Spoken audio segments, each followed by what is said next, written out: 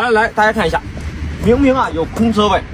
可是两旁都停有车辆。那么在这种情况下，很多新手是怎么停也停不进去，甚至有些新手朋友判断不好与旁边车辆的距离，就发生了剐蹭。那为了新手朋友们能够顺利的开好车、停好车，今天暴弟就来给朋友们分享一个倒车入库最简单的方法，简单易懂，一学就会。就算你是个刚拿驾照的新手，看上几遍以后也能够一把入库。想要学会倒车入库很简单，这其中有着3个比较重要的点位，这3个重要的点位我都会着重的去讲一下，这也决定着你能不能顺利的把车给停进去。开始前暴弟给大家来看一下，其实这个车位比较狭窄，大家看一下，右侧这个车它已经马上把这个车位线要给压完了，而左侧这辆车呢，大家看一下，它也是停的不标准，一个斜着的状态，对不对？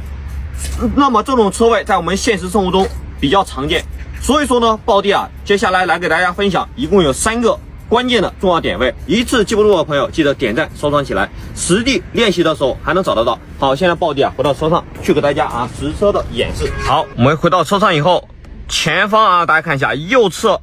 这个车位，这个棕色的和黑色的车之间就是我们接下来要停的车位。首先第一步，我们上车以后，顺着这个车位线顺直，大家看一下，平行的往前开。好，马上就是暴弟要说的第一个关键点位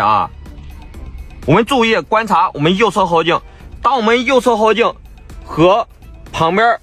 这辆车大概就是说这个车位线，因为右侧这辆车它已经压到我们这个车位线了，对不对？第一个关键点位一般就是我们的后镜和车位线底线这个线对齐以后，我们现在下车去看一下，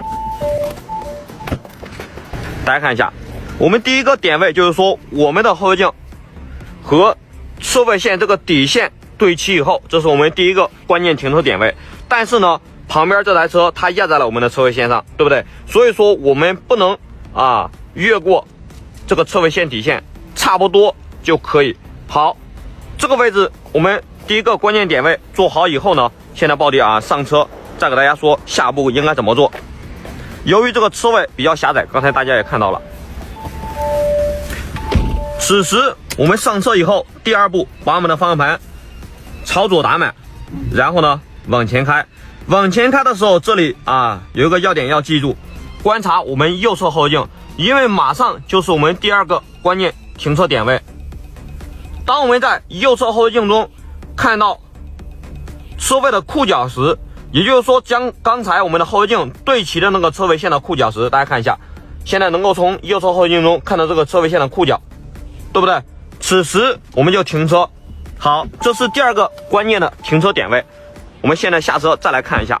很多老铁他可能说不知道是哪个车位线，从后镜中不知道看的是哪儿。现在大家来看一下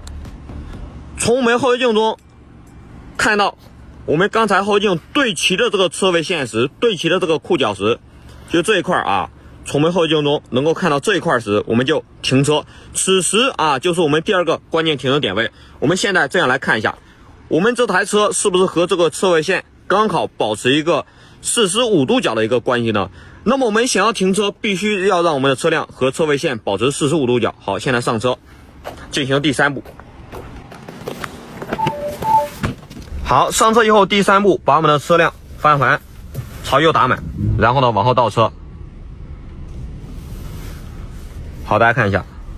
此时我们的车辆就可以进入车位。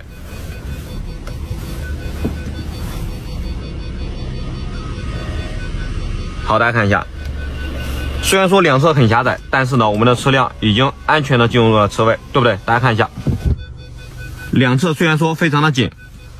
那么这3个要点只要我们学会以后，就没有你停不进的车位。那好了，今天这期视频就到这儿，我们下期视频再见，感谢您的观看。